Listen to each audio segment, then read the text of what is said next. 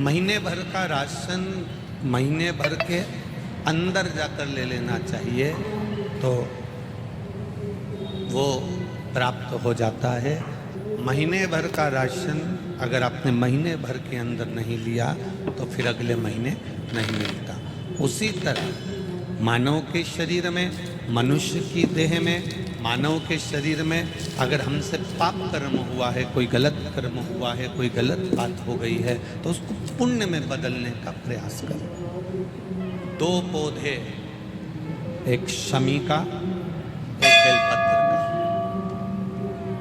भूल से भी बेलपत्री के पौधे के नीचे से, बेलपत्री के वृक्ष के नीचे से अगर भूल से भी, तुम्हें नहीं मालूम कि ये बेलपत्री का पेड़ है, तुम्हें नहीं मालूम कि ये बेलपत्री का पौधा है, तुम्हें नहीं मालूम कि बेलपत्री का वृक्ष है, भूल से भी चलते चलते भी तुम्हारी ट्रैक्टर, तुम्हारी ट्राली, तुम्हारी गाड़ी, तुम्हारा बखर, तुम्हारा बेल, तुम बेलपत्री के पेड़ की छांव में से भी अगर निकल कर चले जाते हो तो दिन भर में अगर 100 पाप भी हो जाते हैं तो पल भर में धुल जाते हैं।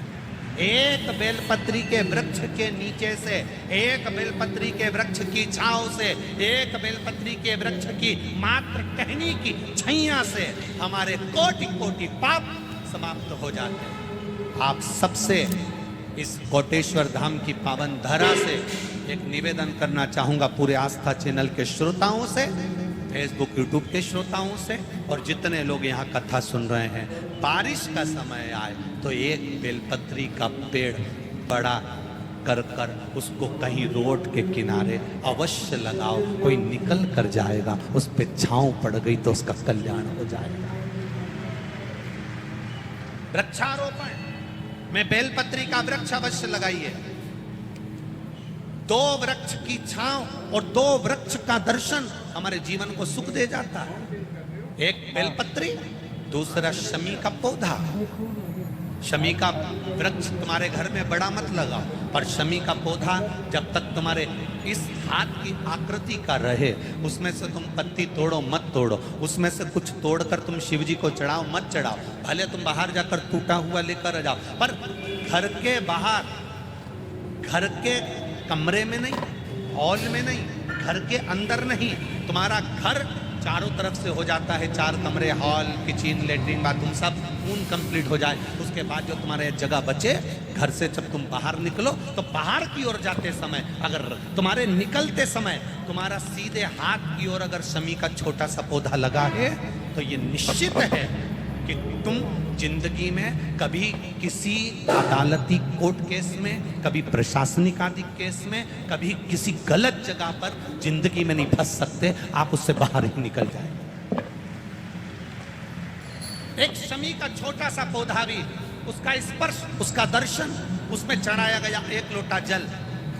शमी 3 देवताओं को सबसे ज्यादा प्रिय है। पहला देवाधिदेव महादेव, दूसरा शनि महाराज, तीसरा श्री गणेश जी महाराज। श्री गणेश जी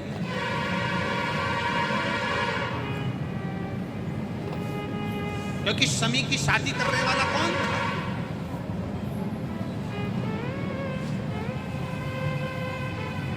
कौन? अभी आगे आप कथा में सुनेंगे, शमी और मंदार की कथा जब आएगी, शमी और आंकड़े के फूल की, सफ़ेद फूल, नीला फूल, गुलाबी फूल आंकड़े का जो होता है, मंदार का होता है, उसका वर्णन जब आएगा आप उसमें श्रवण करेंगे। एक शमी का पौधा, तुम घर से बाहर निकल रहे, हाँ ये जरूर है कि जो फ्लैट में रहने वाले हैं वो इस पौधे को नहीं लगा पाए,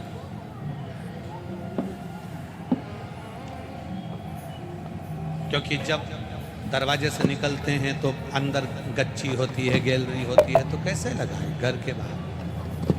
हाँ, आप डायरेक्ट निकल रहे हैं और आपका पौधा घर के बाहर लगा हो तो बात दूसरी, छोटा सा गमले में, ज़्यादा बड़ा नहीं, छोटा सा। ज़्यादा बड़ा हो जाए तो उसको कहीं और लगवा दो, छोटा। घर से निकलते समय सीधे हाथ पर अगर शमी का पौधा, आप निकल रहे हैं और आपका राइट हैंड है, सीधा हाथ है, घर के बाहर शमी का पौधा है, प्रतिदिन का अगर आपका नियम बन गया कि शमी को देखकर घर से बाहर निकल रहे हो, जिंदगी में कभी कांटे तुम्हारे जीवन में आ ही नहीं सकते, कोई रोड़ा आएगा ही नहीं, बढ़ जाओ। यही रह गया। शमी में शनि भी है, शमी में गणेश भी और शमी में शिव भी है। कल एक कथा चल रही थी,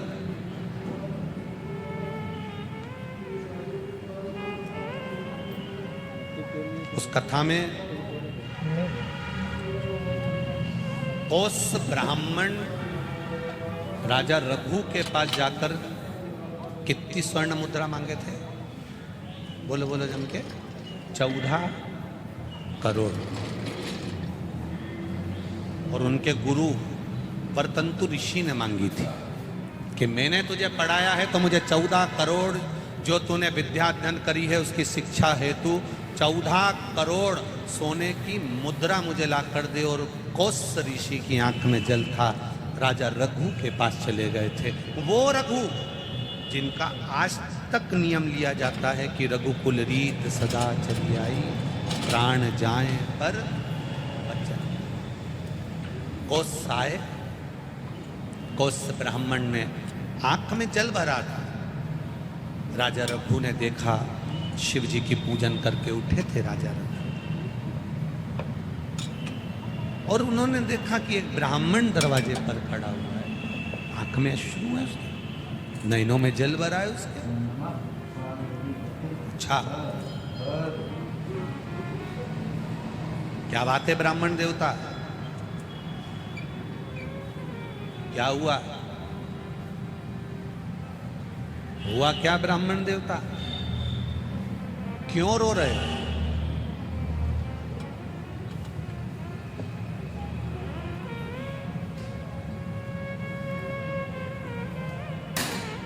ब्राह्मण कोस के मुख से निकल गया, महाराज 14 करोड़ सोने की मुद्रा मुझे चाहिए, मेरे गुरुजी वर्तंतु ऋषि को मुझे देना है क्योंकि उन्होंने मुझे पढ़ाया, शिक्षा दी।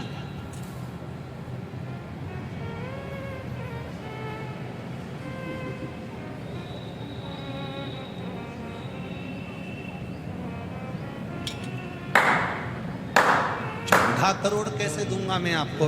अभी तो मैंने 3 दिन पहले यज्ञ करा है, बड़ा यज्ञ हुआ, समापन हुआ, पूरा कोष उसमें समाप्त हो गया। अब मेरे पास इतना नहीं बचा। 1,000 मांग लो, 5,000 मांग लो, 10,000 मांग लो, 20,000 सोने की मुद्रा दे देता हूँ। 1 करोड़ भी अगर सोने की मुद्रा मांगते हो तो दे देता हूँ, पर 14 करोड़ सोने की मुद्रा कैसे दूंगा? 14 करोड़ सोने की मुद्रा मेरे पास नहीं।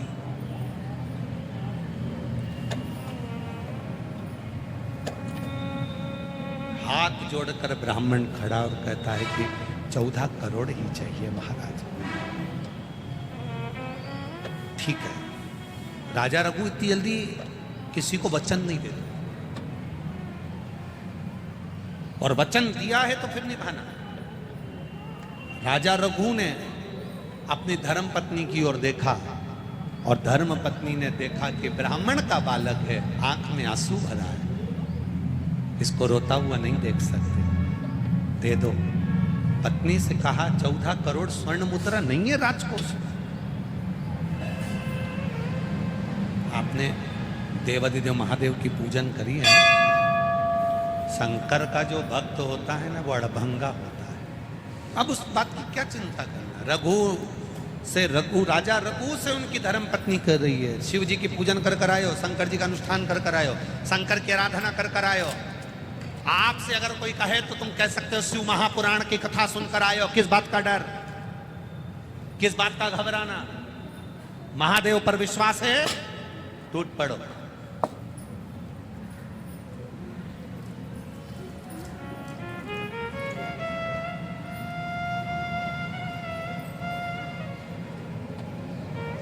अरे भाई, अब सौंप दिया इस जीवन का सब भार तुम्हारे हाथ, उसमें घबराना क्या है?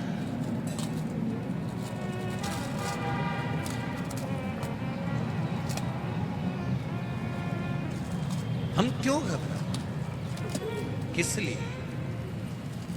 अब राजा रघु ने धर्म पत्नी का कहना माना और वचन दे दिया। ब्राह्मण देवता, कल शाम के समय प्रदोष काल में आना, मैं आपको 14 करोड़ स्वर्ण की मुद्रा दे दूं। ब्राह्मण आंख के आंसू पोंछा, प्रणाम किया, जय हो महाराज आपकी, धन्यवाद। 14 करोड़ सोने की मुद्रा आप दे रहे हैं, धन्यवाद, साधुवाद है आपको, बहुत बहुत साधुवाद है आपको। जय जयकार करता हुआ ब्राह्मण चले गया। चिंता में पड़ गए राजा रघु, 14 करोड़ सोने की मुद्रा कहां से लाऊंगा?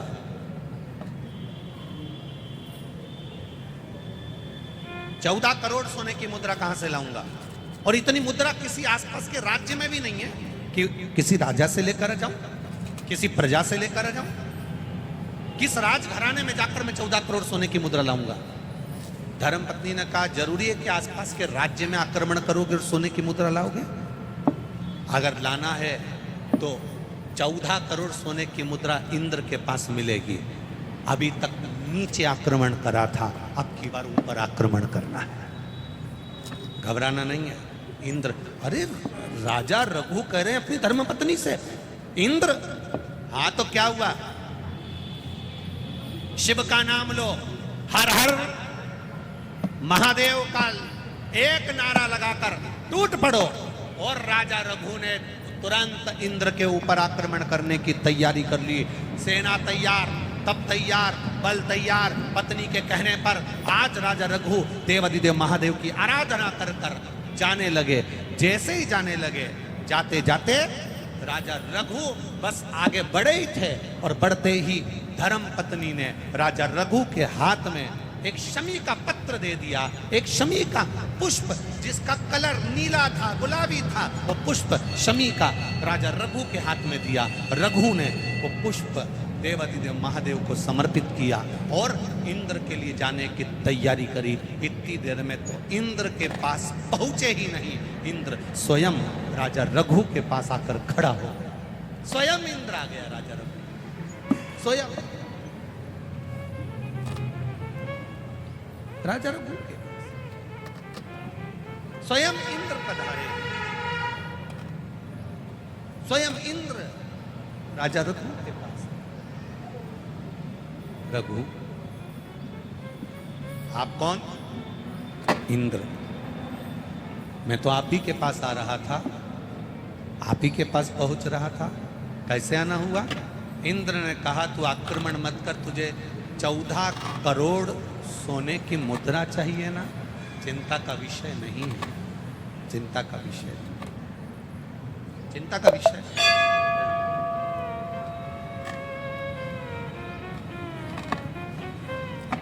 हमारे बीच संत पधारे, एक बार जोरदार ताली बजाकर स्वागत करें। 14 करोड़ सोने की मुद्रा का विषय नहीं है तो चिंता मत कर। तूने जब एक शमी का पुष्प देवाधिदेव महादेव को समर्पित करा है तो उसका बल इतना है कि 14 करोड़ सोने की मुद्रा तो इंद्र को देना ही पड़ती है। एक पुष्प यदि देवाधिदेव महादेव को शमी का भूल से भी चढ़ जाता है तो उसका जो लाभ है, उसका जो फल है, उसका जो आनंद है, उसका जो एक आशीर्वाद है, वो 14 करोड़ स्वर्ण मुद्रा के बराबर होता है। तो चिंता मत कर। भगवान इंद्र ने उसी समय कुबेर को बुलाया, शमी के वृक्ष पर उसको बिठाया और बिठाकर शमी के वृक्ष से 14 करोड़ शमी के वृक्ष से स्वर्ण मुद्राएं प्रदान करवाई। वो स्वर्ण मुद्रा 14 करोड़ जब प्राप्त हुई तो कोस्य को दी गई। कोस्य ब्राह्मण ने उन मुद्राओं को ले जाकर वरतंतु ऋषि को दिया। वरतंतु ने वो मुद्रा पाकर पुनः राजा रघु को प्रदान कर दिया। राजन, मुझे तो केवल इस शमी की महत्वता को जानना था, इसलिए मैंने ये लीला रची थी। आपसे निवेदन है, जिंदगी में प्रयास करना, जब जब कहीं ऐसा तुम्हें महसूस होने लगे, जब जब तुम्हें ऐसा लगने लगे, ऐसा लगे आप कि जीवन में संपदा की, वैभव की थोड़ी सी कमी सी लगने लगे, तब प्रयास करें, प्रयास, तब प्रयास करिए।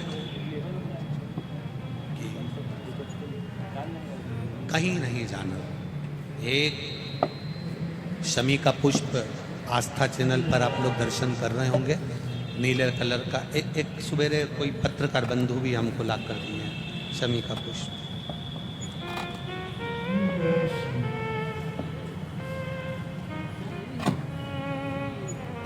टीवी पर आपको आस्था वाले दिखा रहे होंगे, उसको अच्छे से देख लेना। ये तो हमारे हाथ में कोई एक पत्रकार बंधु ने ला कर दिया था शमी का पुष्प, ये कलर का देखिए।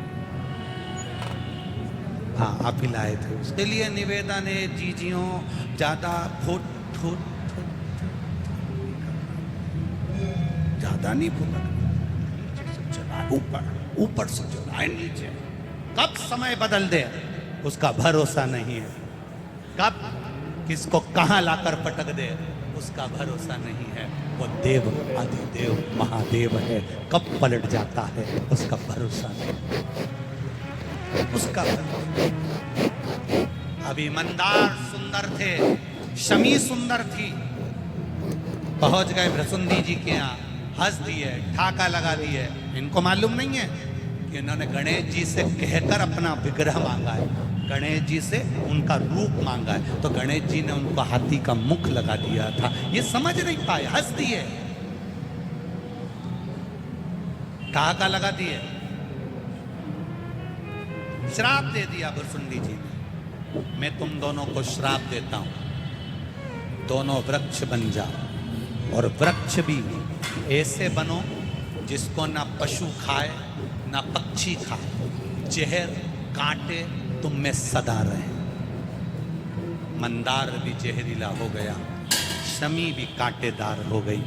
दोनों की काया सुंदर थी, इतनी सुंदर थी कि लोग उन पर मरते थे। अब ये स्थिति हो गई कि मंदार जहरीला हो गया, इतना जहरीला कि पशु पक्षी भी ना खाएं।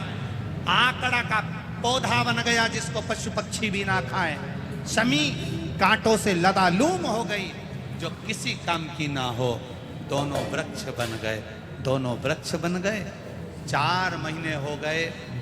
सोनक जी को मालूम पड़ा कि मेरा चेला अपनी बहू को मिलाने के लिए मेरे पास आ रहा था, कहाँ रह गया। सोनक जी ढूंढते ढूंढते पहुंच गए भृसुंडी जी के यहाँ।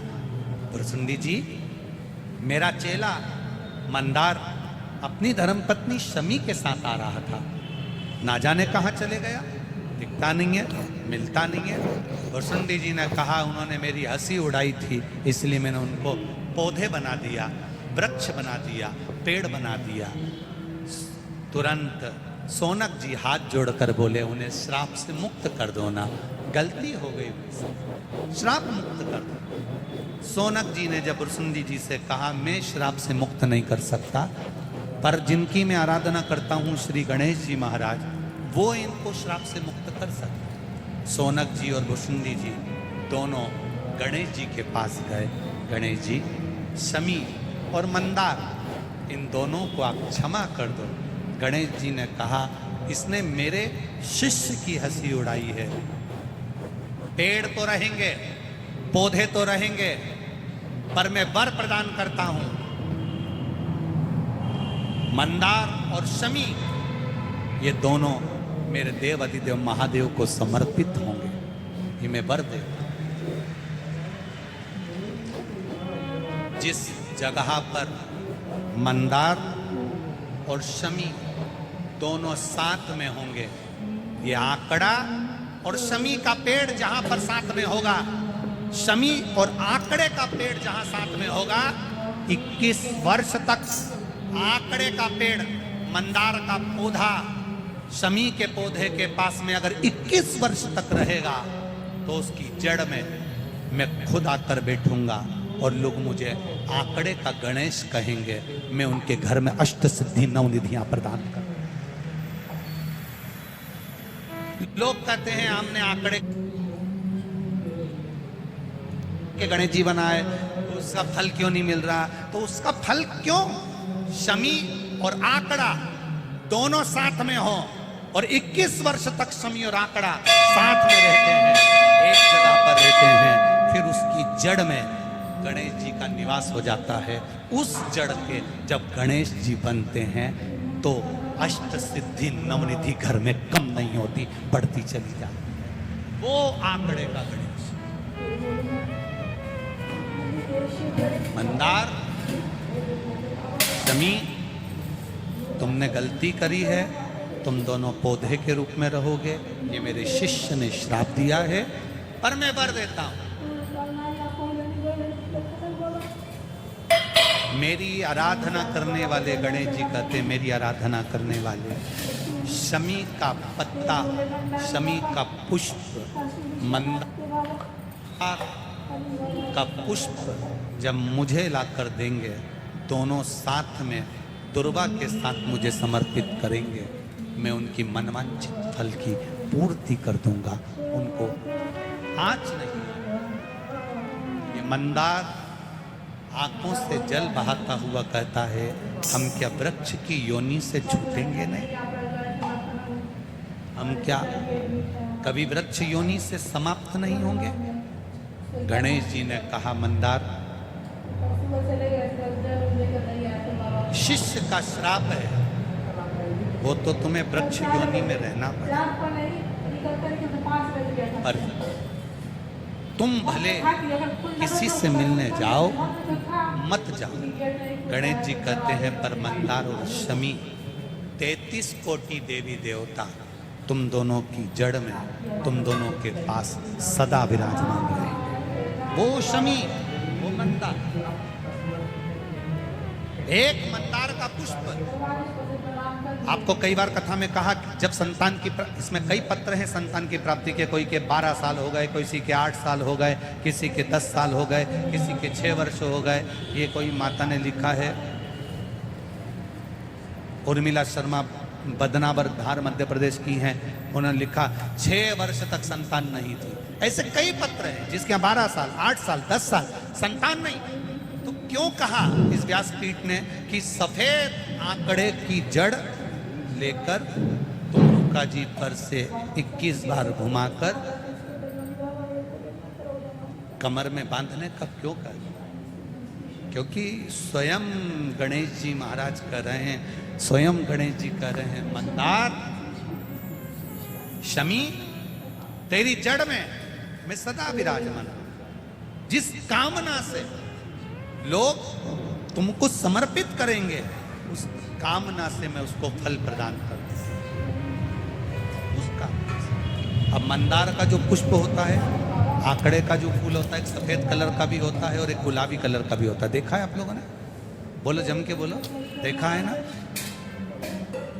गुलाबी कलर का जो पुष्प होता है, वो आप मंदार का, आंकड़े का जो गुलाबी कलर का पुष्प होता है, आप टीवी पे देख रहे होंगे, एक सफ़ेद देख रहे होंगे, एक मंदार का गुलाबी फूल, नीला कलर का फूल देख रहे हैं। जो नीला कलर का जो पुष्प होता है, गुलाबी कलर का जो आंकड़े का फूल होता है, प्रयास करना,